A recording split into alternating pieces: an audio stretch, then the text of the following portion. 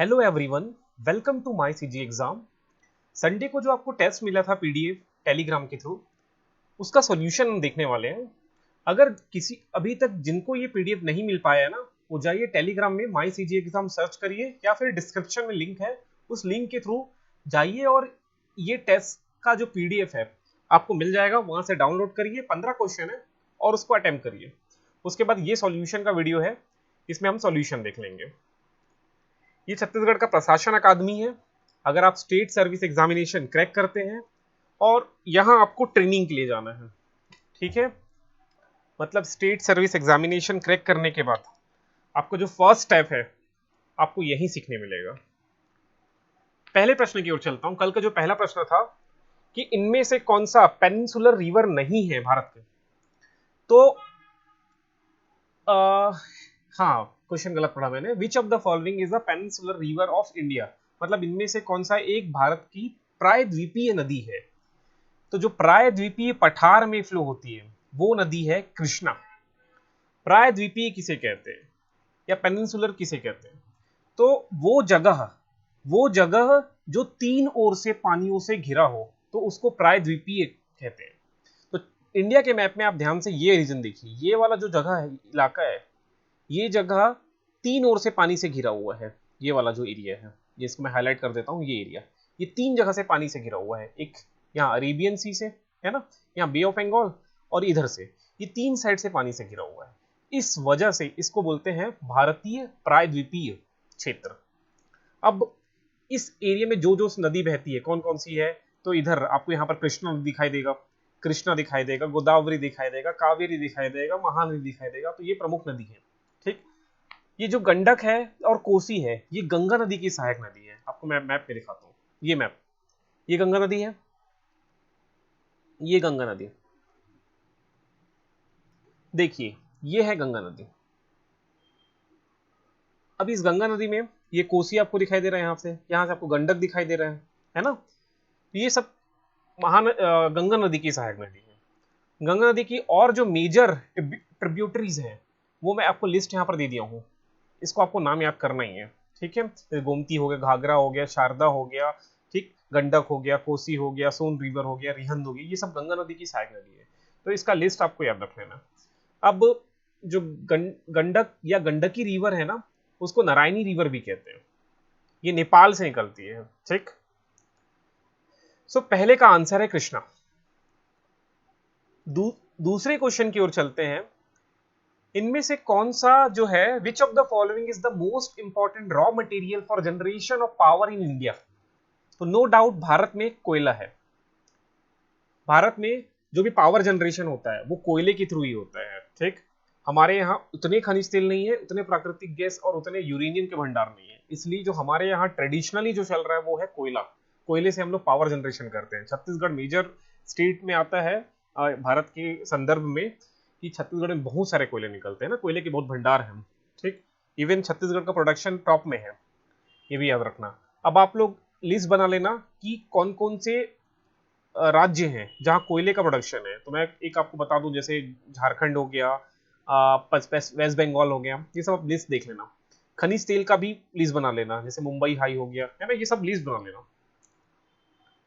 अगले प्रश्न था, Which of the following types of soil are mostly confined of to river basin and coastal plain? इनमें से कौन सी मिट्टी है जो नदी के बेसिन में, मतलब घाटियों में या कोस्टल प्लेन्स में आपको दिखाई देगी। तो वो मिट्टी को हम बोलते हैं alluvial soil. Option number A, जलोढ़ मृदा, ये याद रख लेना। अगला प्रश्न है, Which of the following Kushan king who assumed the title the Lord of the whole world, संपूर्ण विश्व के स्वामी की उपाधि निम्न में से किस राजा ने धारण की थी। तो इसका आंसर है कटफिसेस सेकंड। इसे वीम कटफिसेस बोलते हैं, वीम कटफिसेस।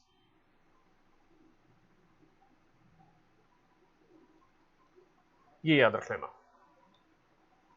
अगला प्रश्न है, which of the following metals was not known during the Indus Valley civilization। इनमें से कौन सी जो मेटल है वो इंडस वैली सिविलाइजेशन, मतलब सिंधु घाटी सभ्यता के समय हमें जानकारी नहीं थी इस मेटल के बारे में या धातु के बारे में, तो वो है आयरन मेटल। Iron metal. अगला प्रश्न है, इनमें से कौन सा एक क्रूशियल स्टेज है जो हमारे सिविलाइजेशन को डेवलप करने में बहुत बड़ा योगदान रहा है, हमारे सिविलाइजेशन? तो उसका सही आंसर है एग्रीकल्चर। मतलब एग्रीकल्चर जैसे ही लोगों को कृषि के बारे में जानकारी मिली, तब उनका जीवन स्थायी हो गया। पहले लोग घुमंतु पर प्रवृत्ति के थे, एक स्थान पर टिकते नहीं थे, एक स्थान से दूसरे स्थान, जैसे बंदर आपने देखा है, जानवर देखा है, वो एक स्थान पे नहीं रहते। जहां उनको खाना मिल गया वहां रह जाएंगे, ठिकाना बना लेंगे, उसके बाद फिर वो घूमते रहेंगे जहां खाने की तलाश में, इधर उधर भटकते रहेंगे। लेकिन जैसे ही एग्रीकल्चर का विकास हुआ, कृषि का विकास हुआ, उसके बाद हम लोग की जो सभ्यता है उसमें बहुत विकास हुआ। ठीक, तो ये एग्रीकल्चर इसका सही आंसर होगा। आगे बढ़ते हैं। निम्नलिखित में से कौन सा नाटक राजा पालक के शासनकाल के दौरान उज्जैनी के प्राचीन शहर में स्थापित है? तो वो है मृच्छकटिका। अगला प्रश्न है, इनमें से कौन सा जो रूलर है उनका जो किंगडम था वो झेलम और चेनाब नदी के बीच में था? तो इसका सही आंसर है ऑप्शन नंबर सी, राजा पोरस। इनका युद्ध बहुत ही फेमस युद्ध जो महान सिकंदर या सिकंदर महान के साथ हुआ था, वो युद्ध भी आपको याद रखना है। अगला प्रश्न है, तेलुगु काव्य अमुक्त माल्यद के लेखक निम्न में से कौन है? ये आपके ऑप्शन है। इसका सही आंसर है कृष्ण देव राय।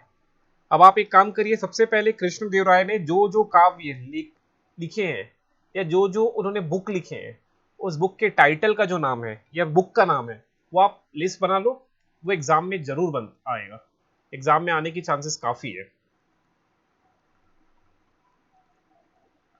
उसके बाद है कि नृत्य करने वाली लड़की, ये कांस्य की मूर्ति है, ये कौन सी सभ्यता में पाई गई है? तो इसका सही आंसर है ऑप्शन बी, सिंधु घाटी सभ्यता। संविधान का मसौदा समिति के अध्यक्ष की प्रस्तावना का प्रस्ताव किसने रखा? Who propose the preamble before the drafting committee of the constitution? तो वो है जवाहरलाल नेहरू द्वारा।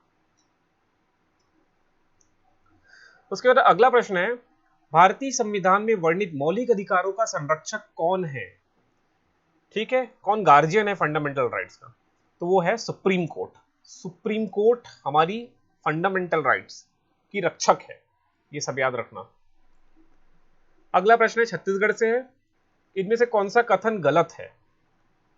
कथन पढ़ लेते हैं। बिंजवार द्रविड़ियन मूल की जनजाति है, तो ये कथन सही है। बिंजवार जनजाति का मुख्य स्थान, जो निवास स्थान है, वो रायपुर, बिलासपुर, बलौदाबाजार, ये भी सही है। तो हमसे पूछा गया इनमें से कौन सा कथन गलत है, तो कोई गलत कथन गलत नहीं है, तो इसका आंसर हो जाएगा ऑप्शन डी, कोई कथन गलत नहीं है, नन। अगला प्रश्न है, बिलासपुर में बाल पुस्तकालय की स्थापना किसने किया? तो बिलासपुर में बाल पुस्तकालय की स्थापना यदुनंदन प्रसाद ने, इनके द्वारा किया गया। अगला प्रश्न है, जो पवई फॉल्स है, वाटरफॉल है, पवई जलप्रपात सेमरसोत अभ्यारण्य, अच्छा पहले ये क्वेश्चन पढ़ ले। निम्नलिखित में से कौन सा कथन गलत है? यहां भी आपको बताना है इनमें से कौन सा कथन रॉन्ग है। तो देखिए, जो पवई वाटरफॉल है वो सेमरसोत अभ्यारण्य में है, चेनाब नदी पर स्थित है, ये सही है। कैलाश गुफा जसपुर जिले में स्थित है, ये भी एकदम सही है। यहाँ पर तपसी बाबा का आश्रम भी है। बेलपान ग्राम छोटी नर्मदा नदी का उद्गम स्थल है, ये भी सही है। बेलपान ग्राम में छोटी नर्मदा नदी एक कुंड से निकलती है, तो ये भी सही है। तो मतलब इनमें से कोई कथन गलत नहीं है, तो इसका भी आंसर ऑप्शन डी, नन होगा। ठीक, तो ये 15 क्वेश्चन थे, इनका आंसर आपको मिल गया। ठीक है, आपको जहां कहीं पे डाउट लगे कि ये आंसर गलत है सर, मुझे कमेंट करके बताना। और नेक्स्ट संडे फिर मिलेंगे। नेक्स्ट संडे में आपके लिए फिर से एक शानदार टेस्ट प्रिपेयर करूंगा, टेलीग्राम में आपको मिलेगा। ये टेलीग्राम है, और मेरे जो इंस्टाग्राम पेज है इसको भी आप लाइक कर लेना। जो भी डाउट है यहाँ पूछ सकते हो। ये आपका राज्य प्रशासनिक अकादमी एक बार और देख लो, ये आपका ड्रीम है ना, यही तो पहुंचना है। मतलब जो आपका प्रिपरेशन अभी आप कर रहे हैं सीजीपीएससी स्टेट सर्विस एग्जामिनेशन का, जैसे ही आप मींस इंटरव्यू निकाले आपको यहीं आना है, ठीक है, ये आपको वेलकम करेगा। तो अच्छे से अपनी प्रिपरेशन को करते रहिए। अभी कोरोना काल चल रहा है, तो इस काल में बहुत सारी नेगेटिविटी आपके मन में होगा कि एग्जाम होगी कि नहीं होगा, है ना, क्या होगा लाइफ का आगे। तो वो सब नेगेटिविटी से बच के बिल्कुल बचना है। तो अभी आप लोग क्या करिए, सबसे पहले कमेंट करिए positive, positive, I am positive, comment करो, लिखो आई एम पॉजिटिव, कोई नेगेटिव नहीं है मेरे लाइफ में, आई एम पॉजिटिव, ये कमेंट करो।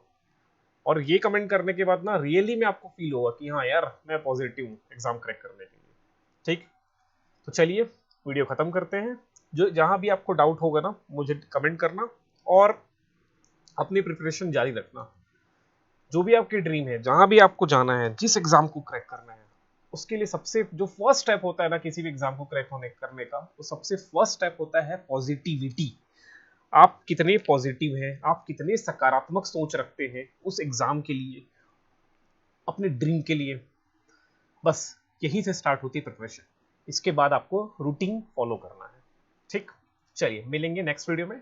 Thank you.